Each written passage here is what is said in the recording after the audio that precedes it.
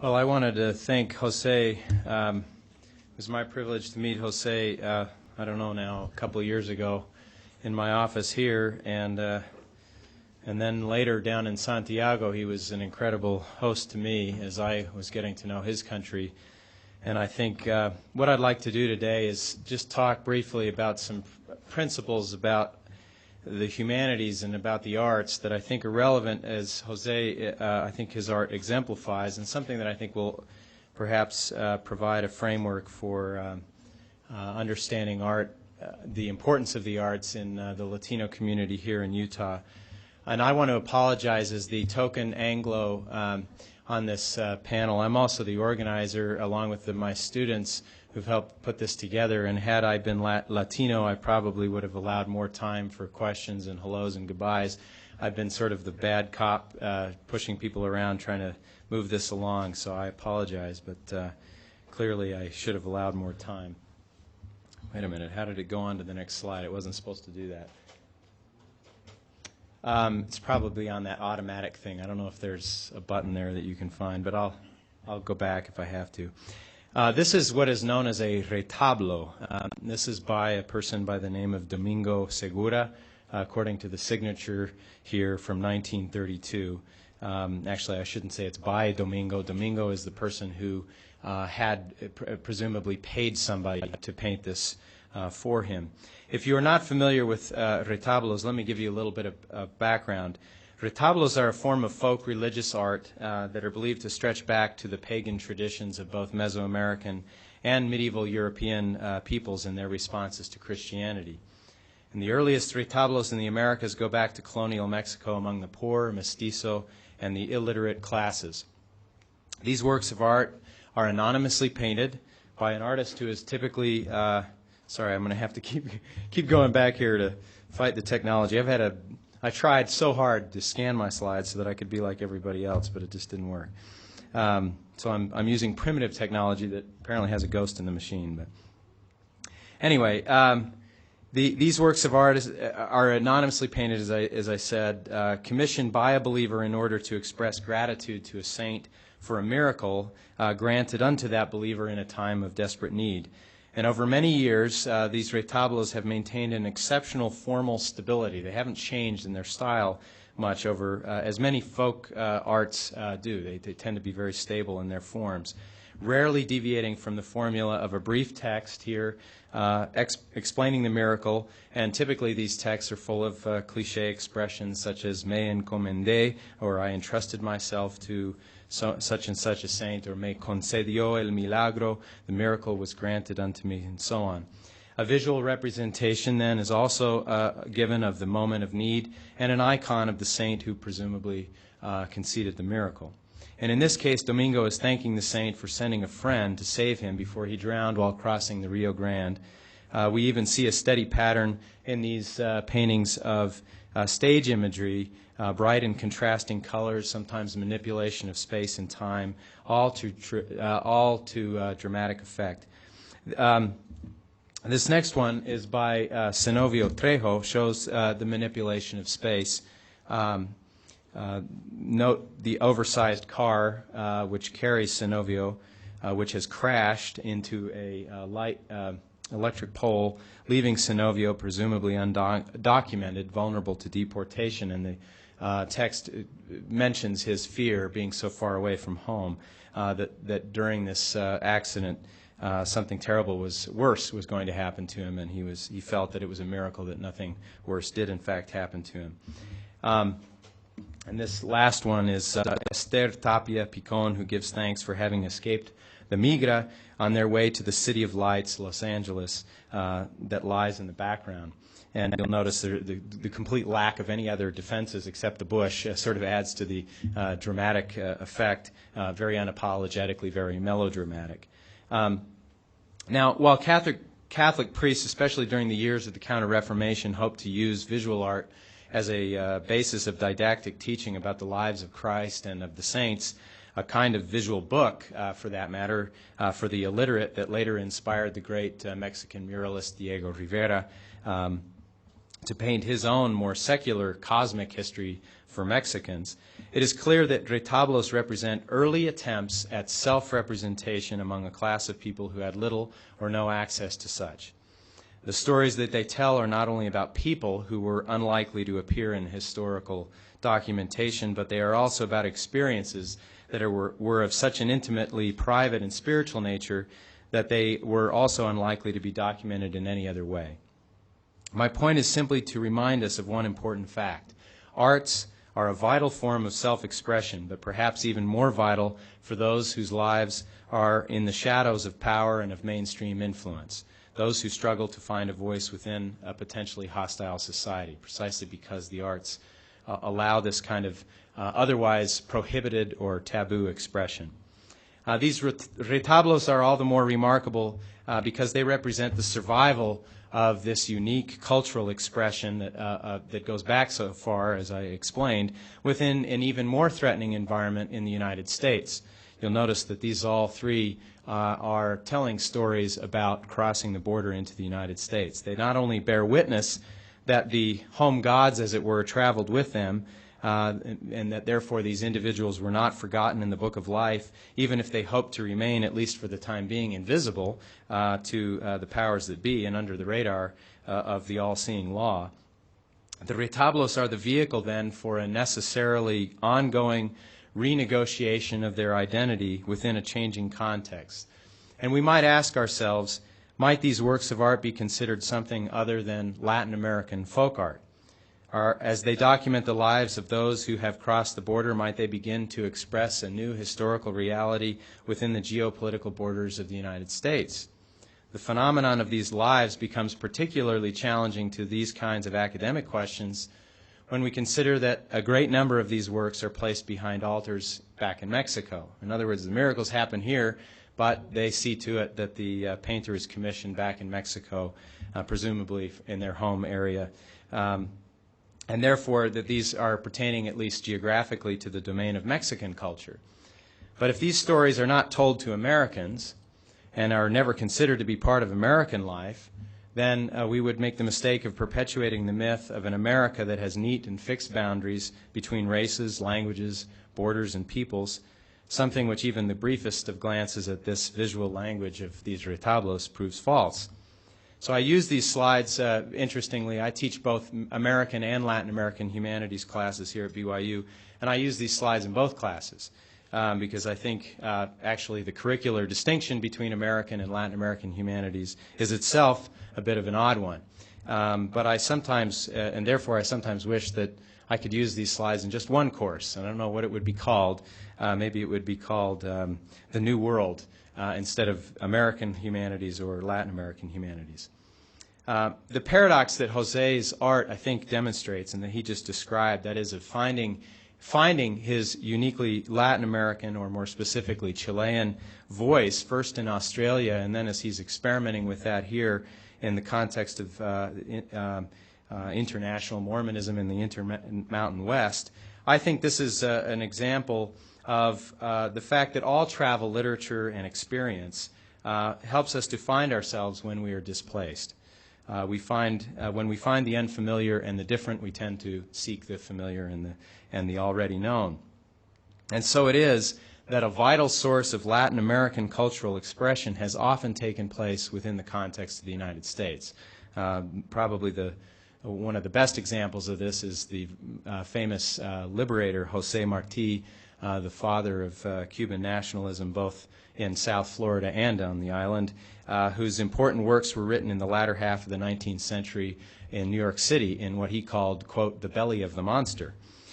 We might consider such pop phenoms as Gloria Estefan, whose Cuban roots became more accentuated the longer she remains an outsider to her native Cuba. If you follow her music, she's begun to do albums in Spanish in traditional Cuban music. The Miami Sound Machine was incredibly popular in Latin America, probably even more so than it was in the United States in her earlier career. That is not to suggest, of course, that artists can only be considered truly expressive of a particular cultural or national origin until they leave their home, or worse, until they are validated by American metropolitan norms. That would be drastically inaccurate, not to mention demeaning to the many artists who choose to stay put or do not have the means to experience the broader world, or maybe the desire.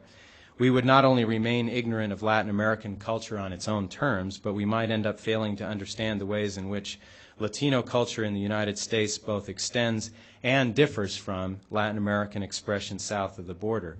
This leads to awkward and inaccurate generalizations about Latinos as all Mexicans, or as people who all have Indian blood, as Jose was reminding us, or Lamanites, as the Mormons will call them, or as people who cannot be white-skinned, which is something like the equivalent of eating an El Azteca burrito here in Provo, or a sopito, which is my personal favorite, and feeling that one has been transported to, Santiago, Chile, right?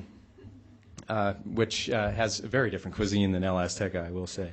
What I do want to say, however, is that even art that emerges in local communities does so in the context of a life of an individual who has lived very self-consciously.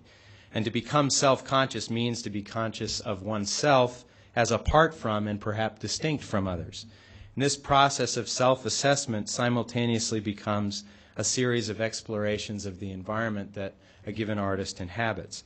It is for this reason that artists are both not often comfortably situated in the heart of their own communities, but are also often expressive of the very core values, attitudes, and viewpoints of that society.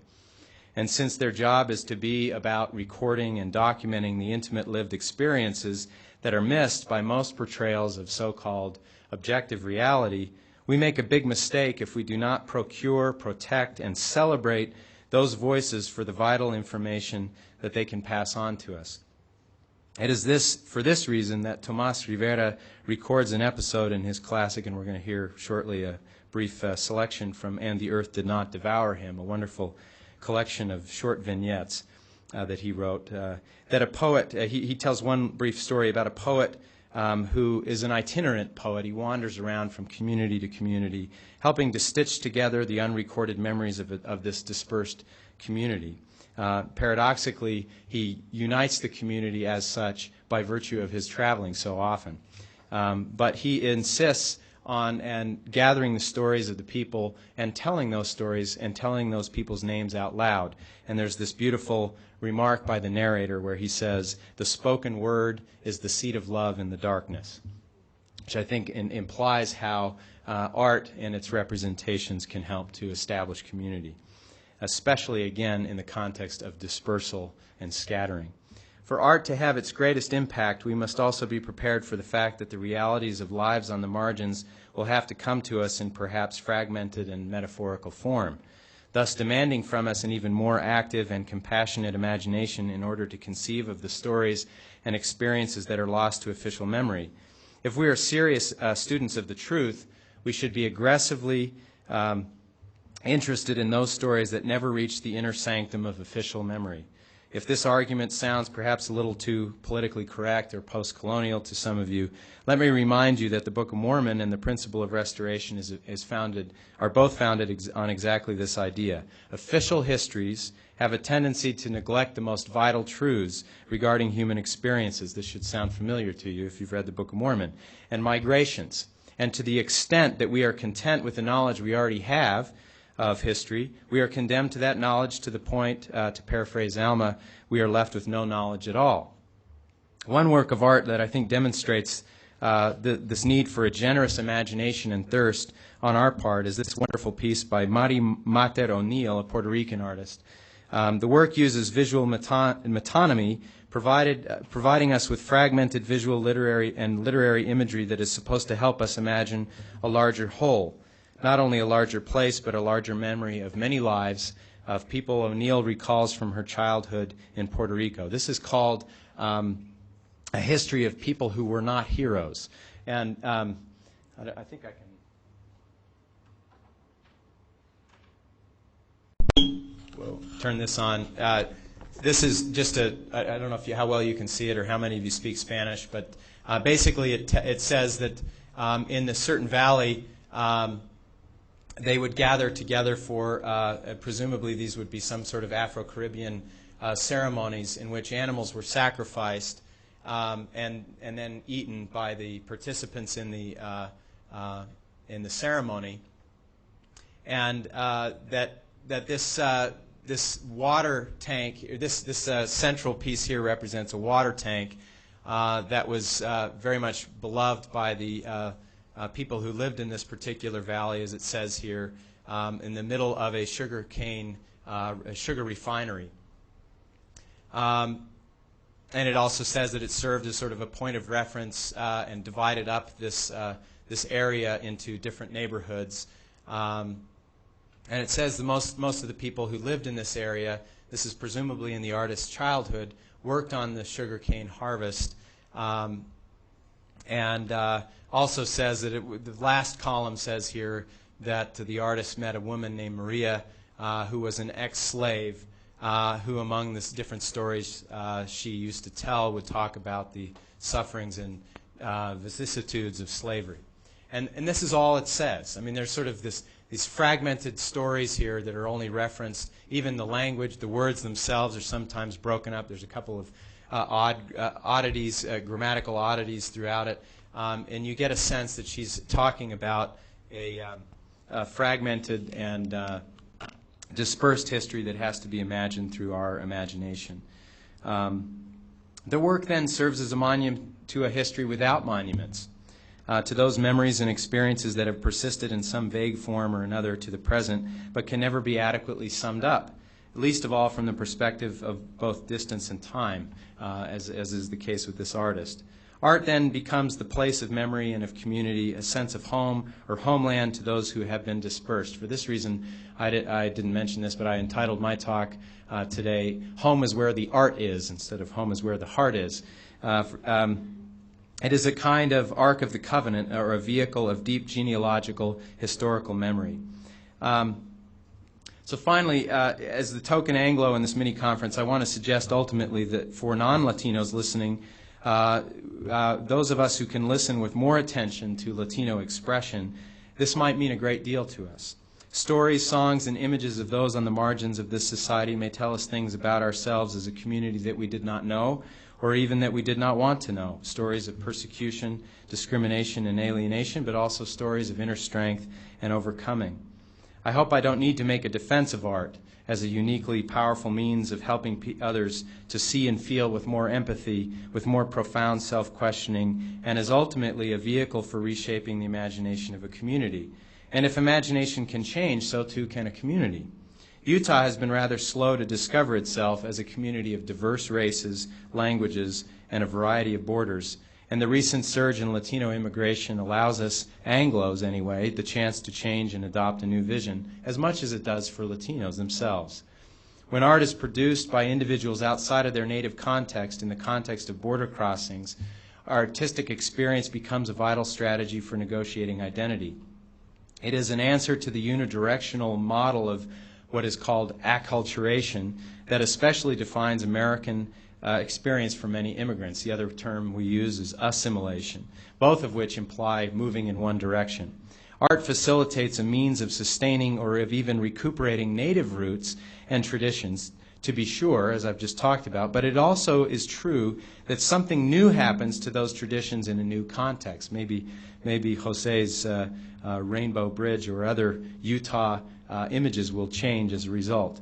And when those voices are heard and valued within that new context, the dominant environment also stands to change. This is a two-way negotiation that a Cuban sociologist, Fernando Ortiz, once called transculturation instead of acculturation, a term he used to describe the changes both to African and Spanish culture in the interaction between slaves and slave owners in Cuba.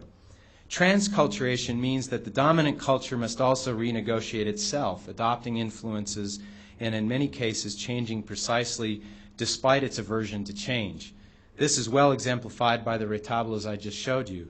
Catholicism has made its share of mistakes in interacting with world cultures, there's no doubt, but it has also been a great harbor of transculturation, expanding its influence precisely because it allows itself to be influenced by the kind of folk traditions that retablos represent.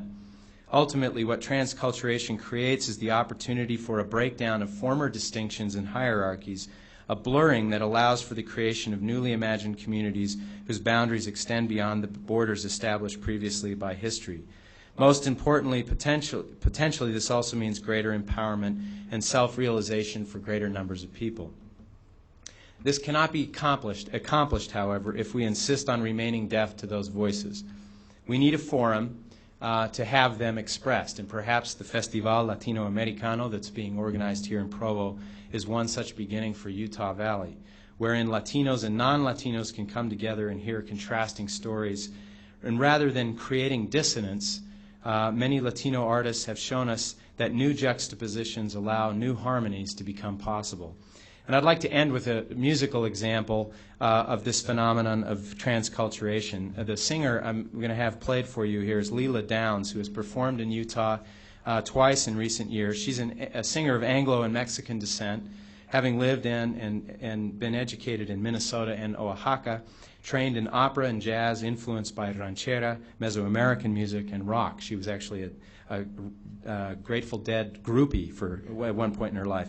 Her band includes members from New Jersey, Chile, Peru, Brazil, Cuba, and Canada. She sings in English and Spanish, and I'd like you to listen to this song and hear how she transforms the familiar lyrics of Woody Guthrie into a Latinized hymn of transnational and transracial harmony. Words that might have been intended to describe white laborers out of a John Steinbeck novel become the voice of Mexican migrant workers. The great song of optimism, "This land is your land, this land is my land," possibly a land of belonging to all Americans, is exposed as not perhaps being open enough and is therefore expanded even further to include a broader range of Americans than envisioned by Guthrie himself. She helps to defamiliarize the familiar and familiarize the unfamiliar, which is exactly what Latino art has been doing in our country now for decades, and what I hope it can do for us here in Utah. So on that note, I don't know if Connor can hear me in the back room, but he can go ahead and play the song. Hopefully he's hearing me. It's a mighty long road that my poor hands have hold. My poor feet have traveled a long, dusty road. Your deserts was hot and your mountains was cold. I worked on your orchards of peaches and prunes, slept on the ground by the light of your moon. At the edge of your cities you will see us, and then we come with the dust and we're gone with the wind. California, Arizona, I made all your crops, but it's no thought to Oregon to harvest your hops. Dig the bees from the ground, pick the grapes from your vines, to set on your table your light sparkling wine.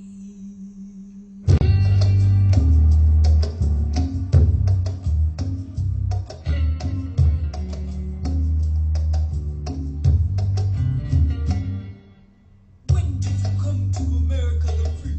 Who are your ancestors? What is your creed? Who is the father and the son of the breed? Where is the spirit that saw liberty? When did you come to America?